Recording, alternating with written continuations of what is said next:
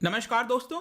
मुझे शायद याद नहीं है कि किसी एक कॉरपोरेट डील के अंदर इतना ज्यादा ट्विस्ट एंड टर्न्स देखने को मिल रहा है। मैं बात कर रहा हूं यहां पर जो फ्यूचर रिटेल और रिलायंस के बीच में जो डील हुआ था पिछले वर्ष यहां पर 25,000 करोड़ के आसपास का, जिसके तहत जो फ्यूचर रिटेल के कई सारे जो बिजनेसेस हैं रिटेल और होलसेल, उसको यहां पर रिलायंस के द्वारा खरीदा जा रहा था। लेकिन इसी बीच यहां पर अमेजॉन की तरफ से कुछ प्रॉब्लम्स दिया गया। अमेजॉन ने बोला कि यह डील नहीं हो सकती और यहां पर क्या हो रहा था कि बार बार मामला किसी कोर्ट में जा रहा है, फिर किसी दो जज बेंच के द्वारा सुनवाई हो रही है। इसी बीच एक और खबर आई है कि दिल्ली हाई कोर्ट ने जो अभी पिछले कुछ दिन पहले ही एक स्टे लगा दिया था कि यह डील अभी आगे नहीं बढ़ सकती, उस स्टे को यहां पर वापस से हटा दिया है। तो यह पूरा मामला क्या है आप यहां पर देख सकते हो। Advantage Future Group as high court lift stay on Reliance deal. अगर आप जो फ्यूचर रिटेल के अगर आप शेयर्स देखोगे ना, आपको पता चल जाएगा। जैसे ही यहां पर कुछ खबर पॉजिटिव में आती है फ्यूचर रिटेल के 5% 10% सर्किट लगना स्टार्ट हो जाता है उसके शेयर्स में, और जैसे यहां पर कुछ बुरी खबर आ जाती है वैसे ही उसका 5% डाउन, फिर 5% डाउन,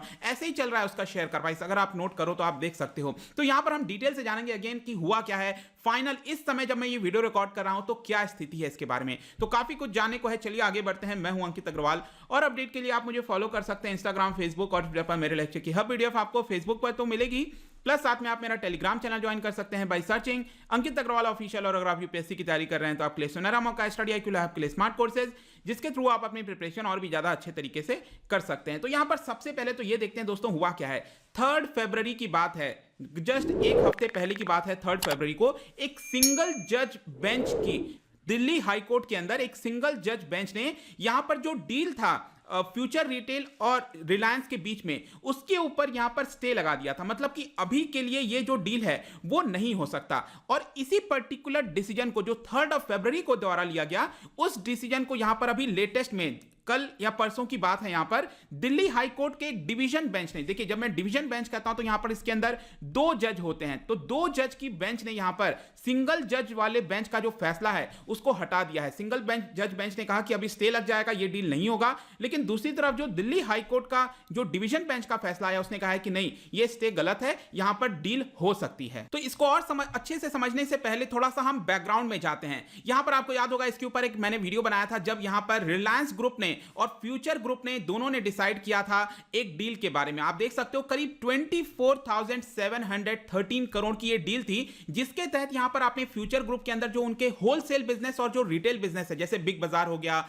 उनके कई सारे जो कपड़े वाले जो आपके शॉप्स वगैरह आप देखते होंगे मॉल्स वगैरह के अंदर, उन सभी चीजों को कौन खरीद रहा था? रिलायंस रिटेल के द्वारा खरीदा जा रहा था। इसके बारे में ऑलरेडी हमने इस वाले वीडियो में चर्चा कर ली थी। लेकिन यहां पर अब मामला आ जाता है अमेजॉन का। अमेजॉन ने यह कहा कि 2019 में मैंने फ्यूचर ग्रुप के साथ कुछ डील किया था और उस एग्रीमेंट के तहत जो फ्यूचर ग्रुप है वो मेरे परमिशन के बिना, अमेजॉन का यह कहना था कि मेरे परमिशन के बिना जो फ्यूचर ग्रुप है वो अपने इस शेयर्स को रिलायंस को नहीं बेच सकता, ऐसा अमेजॉन का कहना था। और इसी को देखते हुए अमेजॉन ने क्या किया, सिंगापुर इंटरनेशनल आर्बिट्रेशन काउंसिल, एक वहां पर कोर्ट है, इंटरनेशनल कोर्ट है, उसके अंदर यह मामला दर्ज कर दिया कि देखिए ये जो डील हो रही है आप इसको रुकवाइए। और इसी को देखते हुए यहां पर जो सिंगापुर के अंदर इंटरनेशनल आर्बिट्रेशन काउंसिल है, उन्होंने इस डील को पॉज कर दिया था। और इसके ऊपर भी हमने चर्चा किया था काफी डिटेल में कि ये सिंगापुर इंटरनेशनल आर्बिट्रेशन सेंटर है क्या, उन्होंने इसको पॉज क्यों किया।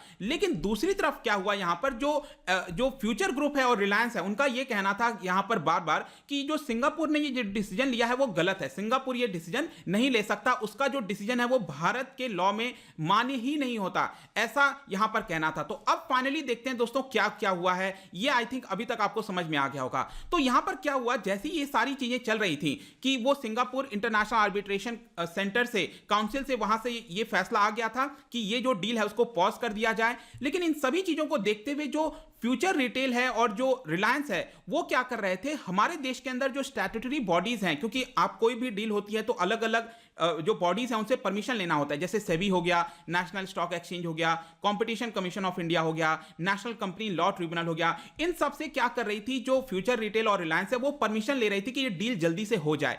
इसको देखते हुए अमेजॉन को लगा अगर ये डील हो जाएगा तो मुझे प्रॉब्लम हो जाएगी। तो यहां पर अमेजॉन ने क्या किया, दिल्ली हाई कोर्ट के अंदर जो अर्जी डाल दी कि देखिए ये ऐसा चल रहा है, आप इस डील को रुकवाइए, और यही चीज हुआ। सिंगल जज बेंच ने यहां पर 3 फरवरी को फैसला सुना दिया कि ये जो डील हो रही है इसको एक बार रोक देना चाहिए, यहां पर जो भी फैसला ये एनसीएलटी ये जो ले रहे हैं इसको नहीं लेना चाहिए, ऐसा सिंगल जज बेंच ने कह दिया। लेकिन फाइनली जैसा कि मैंने आपको बताया 2 दिन पहले ही वापस से जो डिवीजन बेंच है उसने यहां पर फैसला सुनाया है कि नहीं, जो सिंगल जज बेंच ने फैसला सुनाया था वो गलत है, ये डील स्टे नहीं हो सकता। तो यहां पर एक सबसे बड़ा क्वेश्चन आता है इस वीडियो के अंदर कि आखिरकार क्या कारण था जिसकी वजह से डिवीजन बेंच ने ही अपने ही हाई कोर्ट का जो फैसला है उसको जो है टाल दिया, उसको हटा दिया। तो यहां पर डिवीजन बेंच के द्वारा जो रीजन बताया गया है वो ये कहा गया है उनके द्वारा कि फ्यूचर रिटेल और रिलायंस के बीच में जो डील हुआ था वो उन दोनों के बीच में हुआ था। यहां पर अमेजॉन का कोई रोल ही नहीं आता है। Amazon had no locus to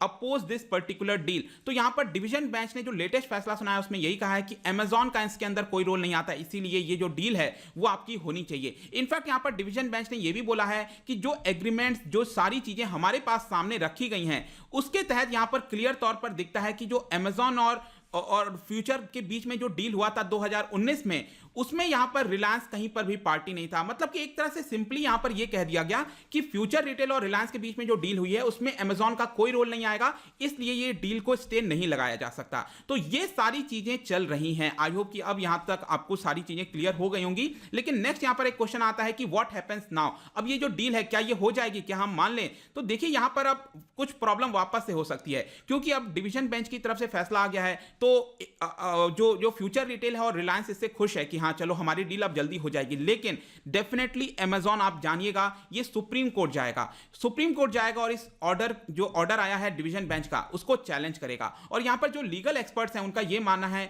कि फ्यूचर रिटेल यहां पर अपनी दलील देगा कि देखिए डिवीजन बेंच ने जो फैसला सुनाया था उसका जो रीजन है वो फ्यूचर रिटेल अपनी तरफ से रखेगा सुप्रीम कोर्ट के सामने, और जो अमेजॉन है वो क्या करेगा, जो सिंगल जज बेंच के द्वारा फैसला सुनाया गया था 3 फरवरी को, उसके रीजंस यहां पर सुप्रीम कोर्ट के अंदर रखेगा और दोनों लोग यहां पर अपने अपनी दलील देंगे। अब देखने वाली बात होगी कि सुप्रीम कोर्ट में ये चीजें कैसे होती हैं।